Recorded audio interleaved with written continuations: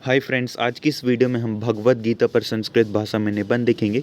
जैसे मुस्लिम्स के लिए सबसे इम्पोर्टेंट ग्रंथ कुरान है और उनके में तो उस धर्म में तो केवल एक ही ग्रंथ है कुरान। उसी प्रकार जैसे हम क्रिश्चियंस में देखें तो क्रिश्चियनिटी में जो प्रमुख धर्म है वो बाइबल है, लेकिन हिंदू धर्म में 100 से ज़्यादा महत्वपूर्ण ग्रंथ है। लेकिन एक ऐसा ग्रंथ होना चाहिए जो हिंदू धर्म के सबसे महत्वपूर्ण ग्रंथ, तो कुछ लोग मानते हैं कि रामायण है कुछ ही, लेकिन एक प्रॉपरली जिसमें भगवान श्री कृष्ण के डायरेक्ट सारे शब्द मिल जाते हैं, यानी कि उन्होंने जो शिक्षा दी अर्जुन को, अर्जुन के प्रश्न के जो उत्तर दिए उसका डायरेक्ट आंसर महाभारत के बीच में जो अर्जुन के प्रश्न थे उससे बातचीत वार्तालाप को यहाँ पे दिया गया है। और ये बहुत ही महत्वपूर्ण ग्रंथ है हिंदू धर्म का, जिसका नाम है भगवत गीता।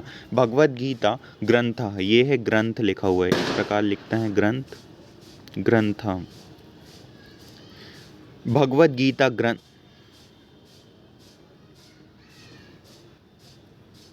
भगवत गीता महर्षि वेद व्यासेन रचितस्य महाग्रंथस्य महाभारतस्य अंगभूतः अस्ति। जो ये जो भगवत गीता ग्रंथ वो महर्षि वेद व्यास द्वारा रचित महाग्रंथ, कौन सा महाग्रंथ है? जो महाभारत है उसका एक अंग यानी कि एक पार्ट है।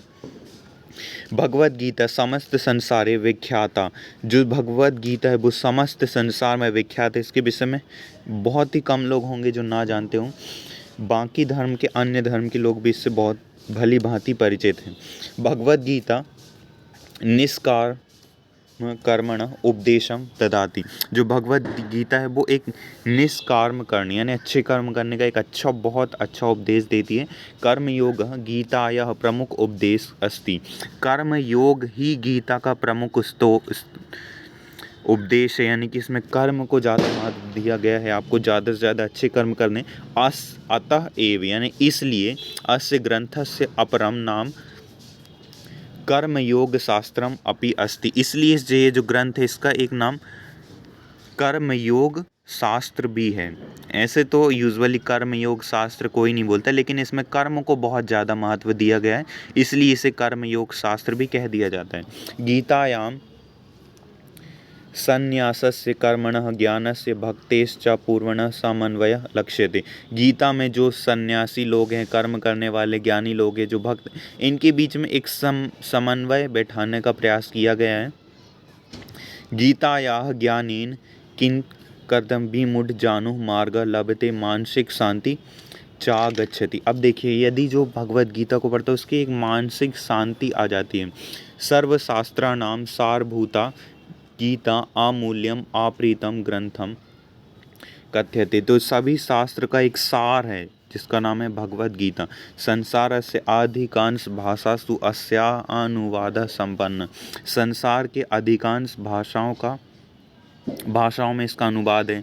जब अंग्रेज आए तो उन्होंने इसका इंग्लिश अनुवाद किया। उसके पहले जो मुग़ल थे उन्होंने इसको फारसी भाषा में अनुवाद करवाया था, और बहुत से जिन अरबी भाषा में इसका अनुवाद कराया गया, अंग्रेजी में अनुवाद कराया गया। तो ये बहुत सारे अलग अलग ग्रंथों का अनुवाद है। जैसे युद्ध की एक पुस्तक, पूरी महाभारत को ही अनुवाद किया गया था। नेक्स्ट आ जाते हैं, तो ये यहाँ पे कहने का ये तात्पर्य है कि विश्व की अधिकांश भाषाओं में इसका अनुवाद उपलब्ध है।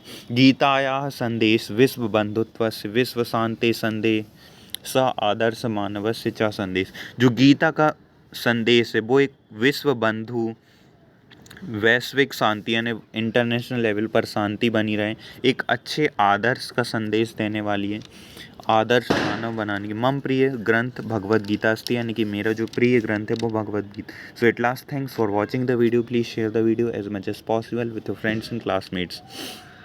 कई बार एग्जाम में पूछा जाता है कि भगवत गीता के रचयिता कौन है, तो आप कंफ्यूज हो जाते हैं कि महाभारत के रचयिता वेद व्यास है, तो महाभारत का ही एक अंग है भगवत गीता, तो भगवत गीता के भी रचयिता वेद व्यास ही होंगे।